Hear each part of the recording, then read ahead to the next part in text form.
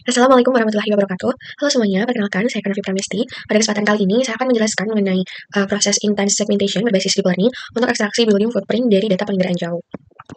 Nah, sebelum menjelaskan tahapan dari intense segmentation, sebelumnya saya akan menjelaskan secara singkat apa sih sebenarnya dari pengertian intense segmentation itu.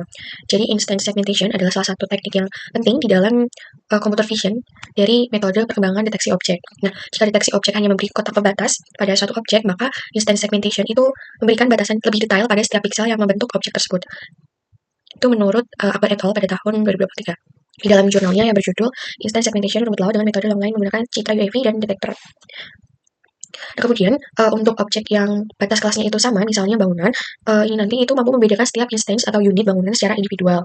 Nah, menurut Planning Group et al. Pada tahun 2024, intense segmentation itu menggabungkan dua kemampuan sekaligus, yaitu deteksi objek dan juga segmentasi citra.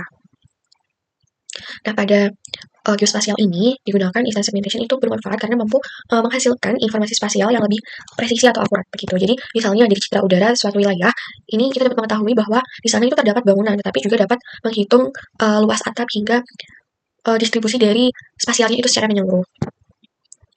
Nah, selain itu dari instant segmentation, selain untuk objek bangunan, itu juga bisa untuk perencanaan wilayah maupun monitoring dari perubahan lingkungan dari waktu ke waktu. Maksudnya permukiman dari secara temporalnya itu seperti apa gitu.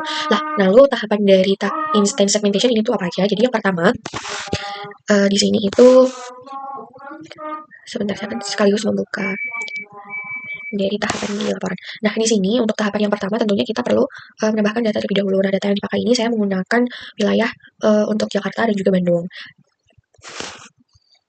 Nah, dua wilayah ini tuh nanti digunakan di bagian apa, itu akan saya jelaskan di tahapan secara runtutnya. Nah, yang pertama yang perlu dilakukan ketika akan melakukan proses instance segmentation, yaitu di sini perlu menambahkan field baru pada shapefile bangunan. Jadi, untuk yang pertama itu kan menambahkan citra resolusi tinggi terlebih dahulu, yang menampilkan wilayah kajian. Lalu, data shapefile ini digunakan sebagai ground truth yang berisi poligon-poligon bangunan. Jadi, data ini tuh yang akan menjadi dasar dalam model untuk learning gitu ya, untuk learning mulai dari bentuknya seperti apa, kemudian ukuran dan juga posisi objek itu di mana gitu.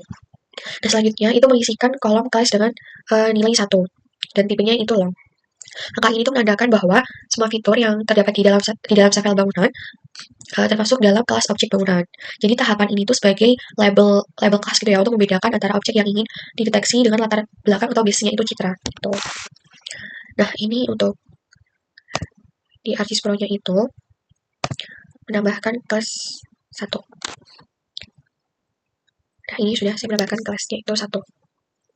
Lalu tahapan berikutnya adalah kita masuk ke proses inti dari instance segmentation-nya itu. Nah, proses selanjutnya adalah pembuatan data training dengan menggunakan tools export training data for deep learning. Jadi yang digunakan itu adalah data raster dan juga shapefile bangunan yang digunakan sebagai input. Jadi ukuran potongan dari objek ini nanti itu misalnya di sini, nah ini di bagian tile size itu diatur 256 kali 256 agar model itu bisa lebih fokus gitu ya mempelajari dari detail objeknya. Nah, selanjutnya pada tahap ini itu juga dipilih yang metadata formatnya itu RCNN MAS. Jadi menurut Sharma et al. Di dalam jurnalnya pada tahun 2022 yang sebelah ini, jadi format RCNN itu sesuai untuk metode instance segmentation karena menyimpan informasi posisi kotak pembatas dan juga mass pixel secara detail. Jadi hasil dari tahapan ini berupa folder yang isinya itu kumpulan dari gambar dan juga label yang digunakan dalam proses learning, proses pelatihan objeknya. Nah, hasilnya di sini akan saya tampilkan. Nah, tadi di dalam prosesnya itu output foldernya adalah foto udara FO. Nah, ini adalah hasil atau output dari proses export training data. Yang pertama ada image, lalu di sini ada label. Nah, label inilah yang digunakan sebagai penanda begitu ya, penanda ketika objek itu mempelajari bentuk bangunannya. Nah, tahapan selanjutnya adalah proses generate model. Nah, pada proses ini itu menggunakan tools yang namanya train deep learning model. Model yang digunakan adalah MAS RCNN. Yang di sini model tipenya itu MAS RCNN. Lalu ada beberapa parameter yang perlu diatur di tahap ini. Jadi yang pertama adalah perlu mengatur batch size. Jadi yang perlu diatur pada tahap ini adalah batch size, yaitu jumlah data citra yang diproses dalam satu iterasi, yang nilainya itu menyesuaikan dengan kemampuan dari prosesor type-nya. Nah, yang kedua ada yang diatur itu learning rate. Dan pada tahapan ini itu mengatur untuk menyesuaikan bobotnya. Di sini ada nilainya mulai dari yang 0,5 itu. Lalu ada max epoch. Nah, max epoch itu digunakan, yang ini 20 ini, itu digunakan untuk iterasi jumlah perulangan dari pelatihan nanti. Jadi hasilnya itu akan berupa training yang digunakan untuk tahapan selanjutnya, yaitu deteksi objek. Nah, pada tahapan ini juga diperoleh hasilnya yang berupa grafik dan juga sampel dari hasil learning berupa kotak bangunan. Nah, hasilnya di sini itu yang ini.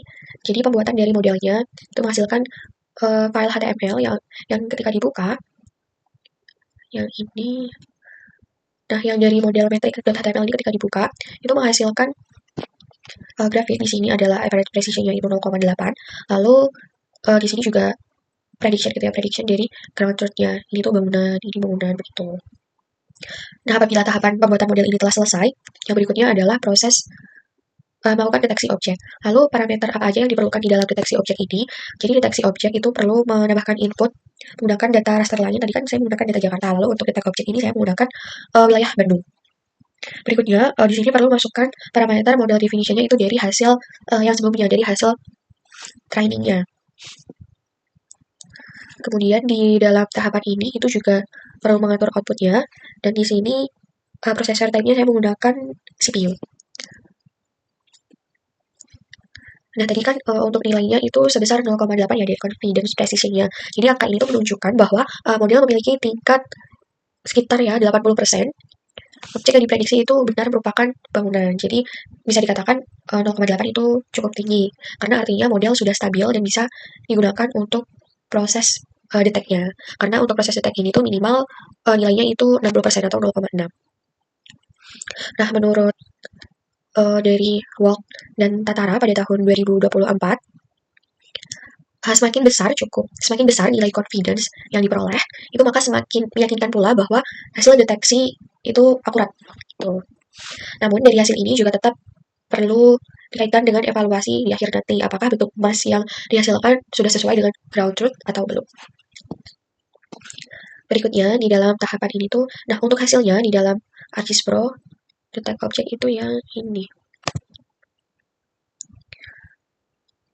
Dan di sini saya menggunakan tadi kan sampelnya dari Jakarta ya, tapi untuk deteksi objek ini saya coba untuk bangunan yang ada di Bandung. Nah, hasilnya ini dia cukup akurasinya cukup tinggi, tapi nggak yang tinggi banget karena di sini masih terlihat ini sebentar. Nah, ini ada dia bangunan tetapi belum terdeteksi sebagai bangunan. Dan untuk bentuk dari bangunan yang terdeteksi atau mesh-nya itu di sini masih belum rapi gitu, tapi masih kayak yang pinggir-pinggirnya ini masih bolong-bolong dan nggak lurus. Lalu berikutnya, tahapan setelah melakukan deteksi objek, yaitu pengujian akurasi. Dan di pengujian akurasi ini, itu menggunakan tool Compute Accuracy for Objective Learning. Jadi di tahapan ini tuh menggunakan data sampel bangunan awal sebagai ground truth-nya.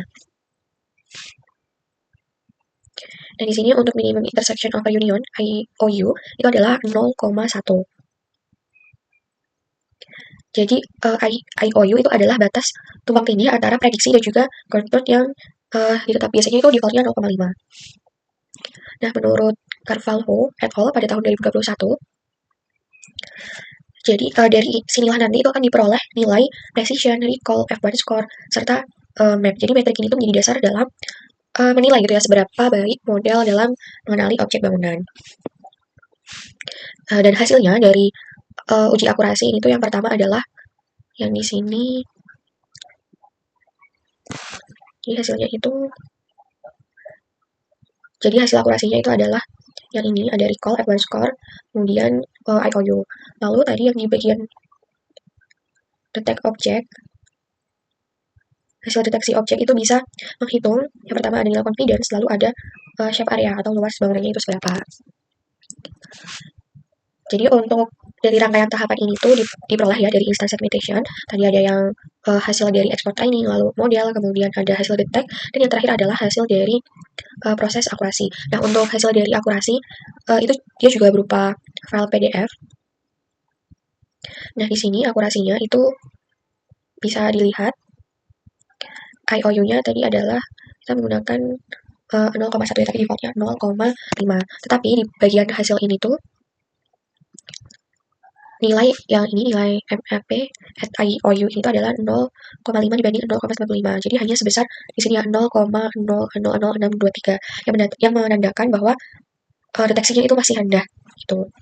Pada IOU yang lebih, apabila IOU nilainya itu lebih dari 0,1, model menunjukkan recall tinggi, yaitu di sini 0,9192, tapi precisionnya itu tetap rendah, yang mana hasilnya adalah 0,0763. Artinya model berhasil menemukan objek, tetapi prediksi massnya itu yang dihasilkan kurang tepat, sehingga banyak yang menghasilkan di sini false positif. Sementara itu pada IOU yang lebih ketat, 0,5 dibanding 0,75, yang ini 0,5 dibanding 0,75, itu nilai precision, kemudian recall, dan F1 score turun drastis yang mendekati 0. Hal ini tuh menandakan bahwa model sudah mengenali objek, tetapi memang untuk batas massnya, presisinya itu masih terbatas gitu. Jadi yang dimaksud batas mass yang ini tuh apa? Nah, batas mass itu yang saya sebutkan tadi, yang bagian dia mampu mengenali objek, tetapi nah untuk bagian pinggir-pinggirnya ini dia belum presisi dan belum sempurna gitu. Ini bisa dilihat ada yang memang sudah cukup pas untuk bangunannya, tetapi nah yang ini sudah cukup pas, tetapi untuk yang di selanjutnya yang bagian ini tuh dia masih belum sesuai gitu. Nah, ini kan dia sebenarnya bukan atap ya, tapi atasnya mobil. Ini terdeteksi sebagai bangunan. Nah, untuk hasil yang diperoleh dari proses mulai dari export training hingga akurasi, di sini saya akan menampilkan sekali lagi. Nah, yang pertama di hasil export training itu berupa folder foto udara. Di sini ada image, label, kemudian file-file pendukung yang lain. Nah, yang ini lalu di hasil setelah export training, yaitu proses training data. Nah, untuk training data itu kan nanti hasilnya berupa model. Itu di sini outputnya folder model yang isinya file HTML.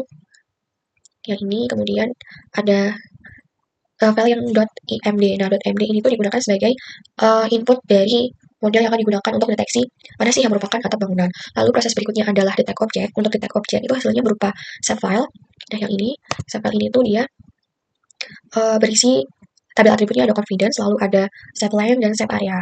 Nah, berikutnya hasil yang terakhir yaitu untuk akurasi. Di sini juga bisa dilihat standalone table ini di dalam ArcGIS Pro. Nah, untuk yang dari ArcGIS Pro ini dia hasilnya hanya seperti ini saja. Jadi cuma tabel atribut yang isinya ada 2. Kemudian selain dari hasil tabel dari ArcGIS Pro, untuk proses akurasi juga dihasilkan file PDF yang berisi lebih jelas. Di sini ada average precision untuk IOU, lalu di sini adalah gambaran presisinya itu cuman segaris ini, nggak nyampe 0,5. Jadi yang paling bagus itu nilainya yang mendekati 1, tapi di sini punya saya hanya ya 0, kurang dari 0,1 ya, ini karena belum di garisnya. Jadi itu untuk massnya itu dia belum bisa presisi, tetapi modelnya sudah mampu mengenali objek bangunan, begitu, atap bangunan. Nah, itu tadi penjelasan mengenai instance segmentation yang berbasis deep learning untuk mendeteksi objek bangunan. Sekian yang dapat saya sampaikan. Kurang lebihnya saya mohon maaf. Terima kasih atas perhatiannya. Wassalamualaikum warahmatullahi wabarakatuh.